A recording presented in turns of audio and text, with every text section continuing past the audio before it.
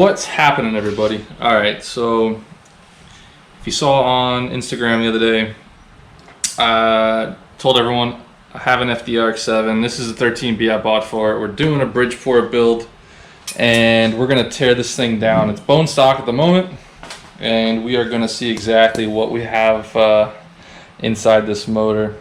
The engine came out of a running automatic vehicle. The guy bought the car to do an LS swap. He never even drove it with the rotary in it.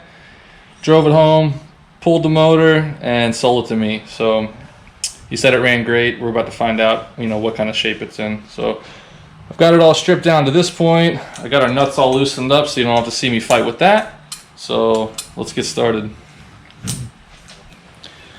Big old 54 mil nut. The nice part about starting with an automatic motor is that if you're going to run any aftermarket flywheel, they're all this 6-bolt pattern. So you have to switch to an automatic rear counterweight.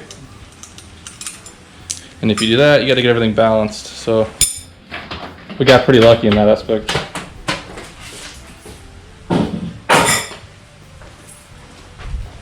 So this counterweight comes off.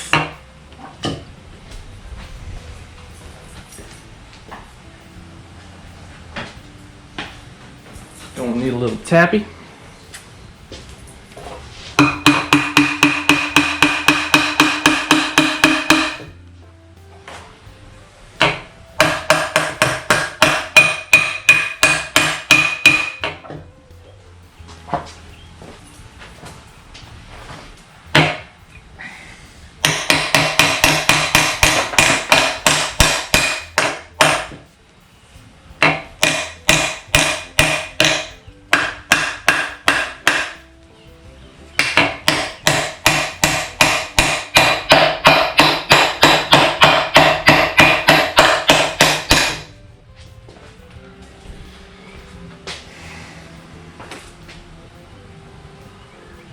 Apparently it's gonna be a little harder than I thought. Well, that's the way she goes, I guess.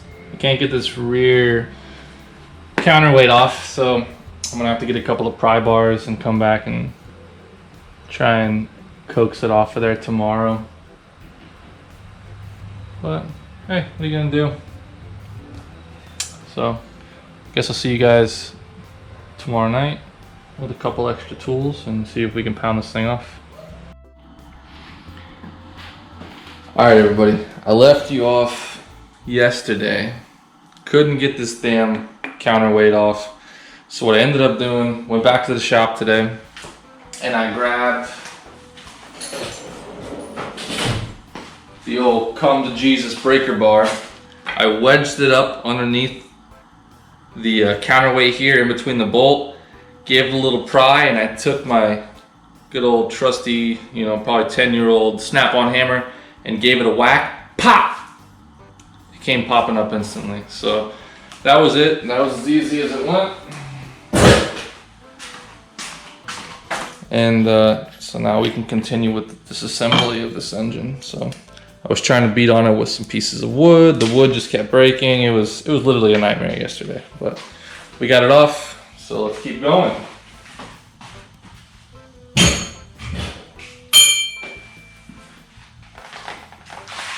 There we go.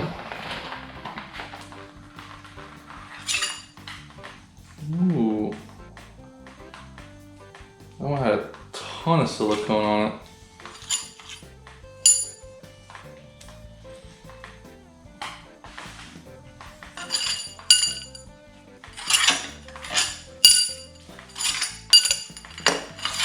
Now, I'm not really sure who rebuilt this engine. The guy that I bought the motor from told me some shop did it in Miami. So, why there is this much silicone and everything? Clear silicone is kind of beyond me. I'm not really sure. But there we go. Got all the bolts out. Let's start tearing this thing apart.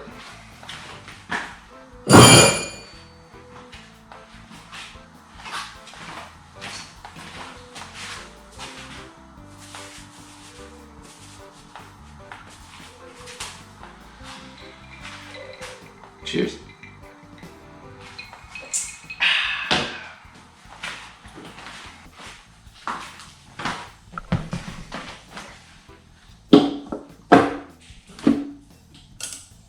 Oop.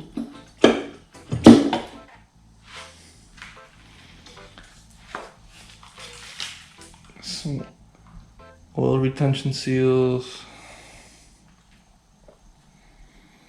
The plates look good. Not too much rust. They don't look too worn out. I guess this guy was right. It was rebuilt here pretty recently.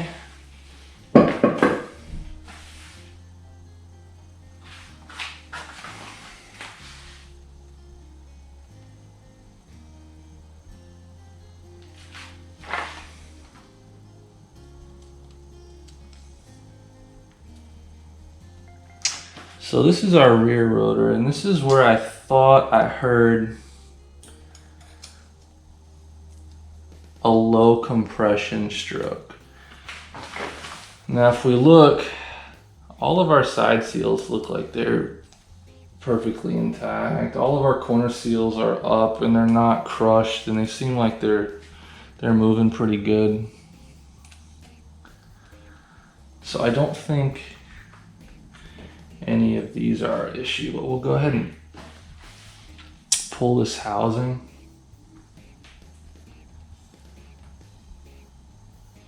And see if we can find something on the back side.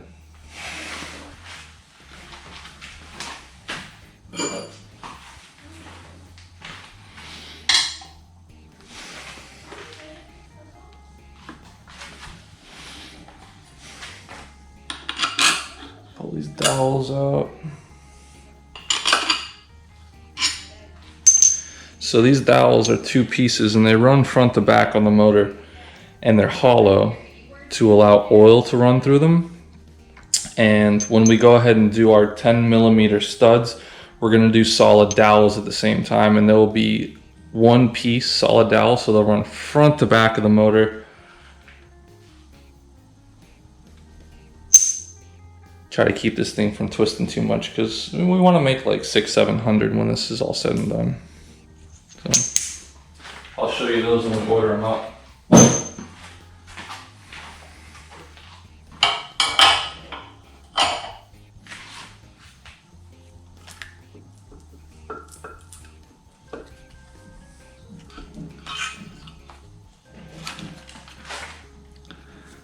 Now the housing, it's got a little wear to it. I don't think it's anything that can't be fixed. It doesn't really have any chatter marks or anything weird, and I don't think it's been ported. It all looks pretty factory, and I think we can reuse them, so that's a good sign. Set this guy over here. Let's take a look at this rotor. Try to zoom you guys in a little bit. All right, so our apex seals are factory 3-piece seals. So whoever put this together used all OEM Mazda stuff.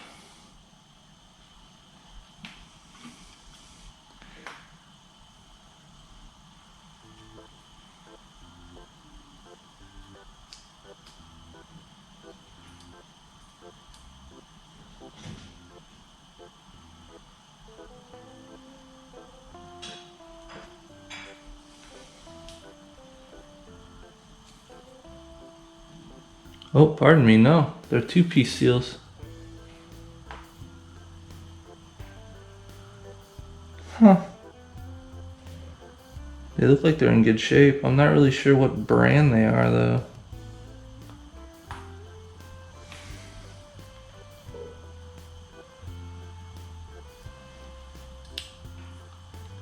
Apex seal springs.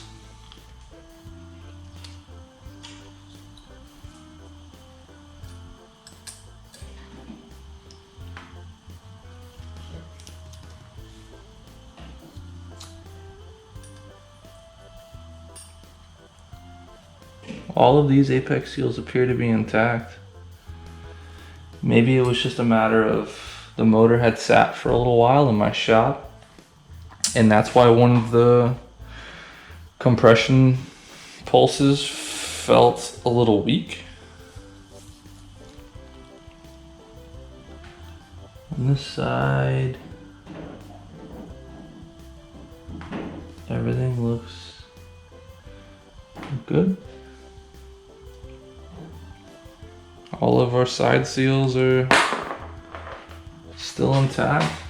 Oh, we just dropped the corner seal.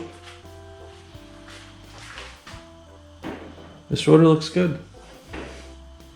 I don't see any dents on any of the faces. It's a hair dirty. But other than that, the ports are all factory and these plates are smooth as glass. Irons rather. These irons are smooth as glass. Cool, let me go set this down in the box. I'll be back.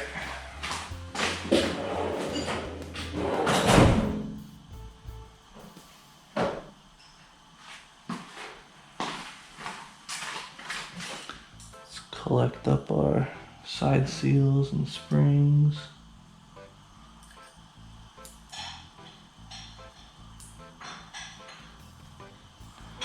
All of our apex seals from the rear rotor.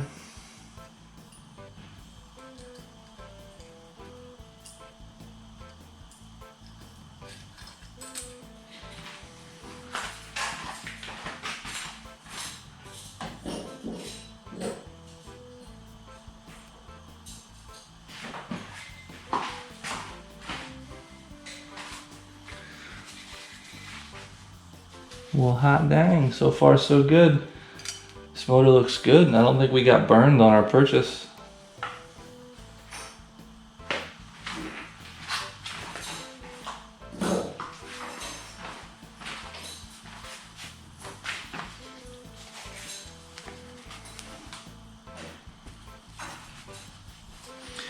Now this second housing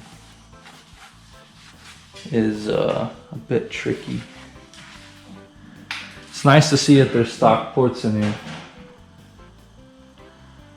because I was worried that someone had already been here and ported this thing and screwed it all up, but these plates are smooth. I'm stoked. It's gonna be a perfect motor to start out with for our Bridgeport build. All right, so this one's a little tricky. Loosen her up.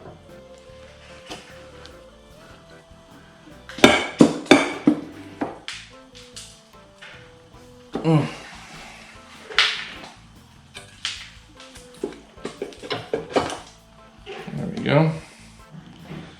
Once we get it loose, oh, pardon me, we got to pull our dowels first.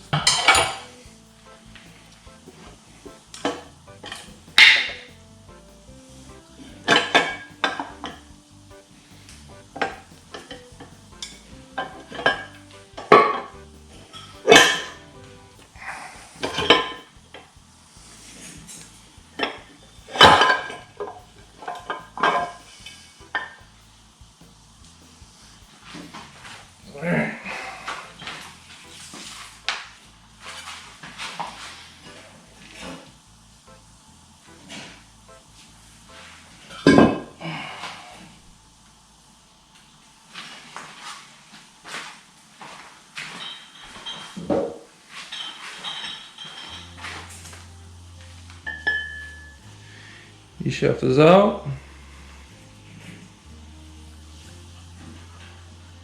All the journals look clean, nice and smooth.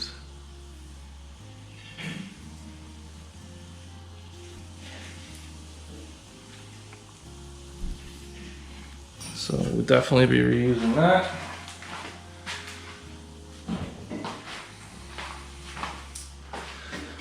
Pull this dowel that was stubborn.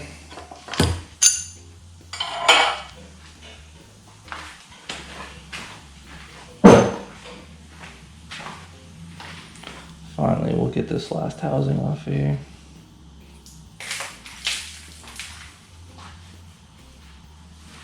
A lot of dirt and rust in these water jackets. We lost 2 corner seals when we pulled that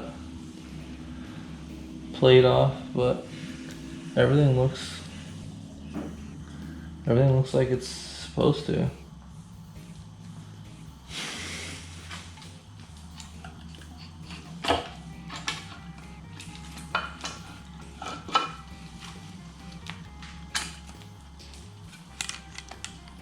This housing, once again, it's got a little wear to it. You can tell it's a little old. It's got some cheddar marks, but I don't see any chrome flaking on it or anything that's gonna cause us not to use these again.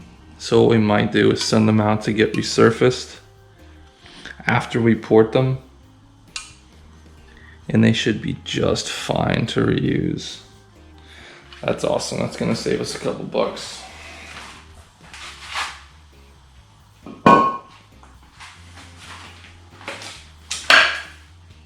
Rotor bearings look basically brand new.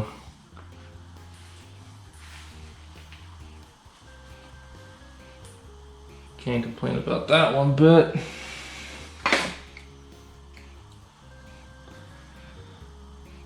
Once again, this apex seal has a small dent in it. I don't know if you can see it in the video. Maybe if I shine it like that, but it's right above my finger. But I planned on using all new apex seals and everything when we rebuild this motor anyway.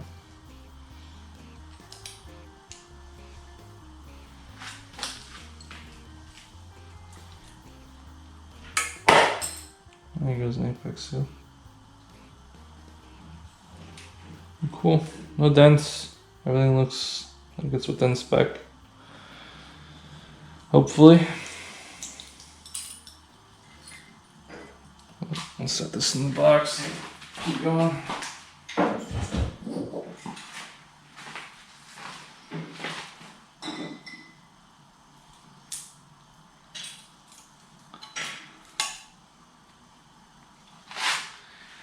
Main bearings look pretty good. This one's got a small little nick in it. I'm not sure what that's from. Maybe it was from me pulling the E-shaft out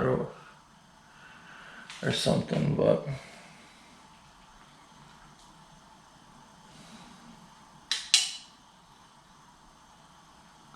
all the irons look great. I can't feel any wear in them, and they look like they're stock ports. They're not beat up at all. I'd say we're in good shape, people.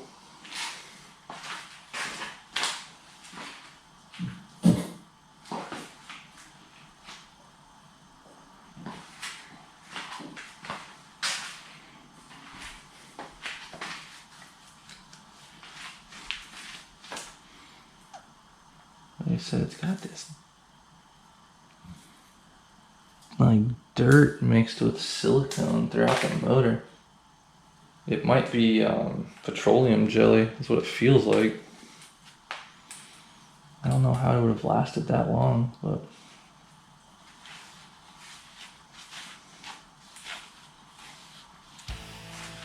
irons look good. I'm stoked. The whole motor looks good. Our Bridgeport templates have shipped from Australia. So as soon as those suckers show up, we're gonna go to town on this thing with a die grinder and open up all these intake ports, and then start ordering some parts to put her back together. So cool, all in all, the motor's good, all the parts look good. I don't think we're gonna have to replace anything, except for maybe this bearing because of that little nick, but I'll have someone take a look at it. Someone who you know, is an expert in rotaries, and get a second opinion, but I think we're in good shape. So thanks for hanging out. Thanks for watching. Make sure to subscribe and like, and stay tuned for more videos. Cheers.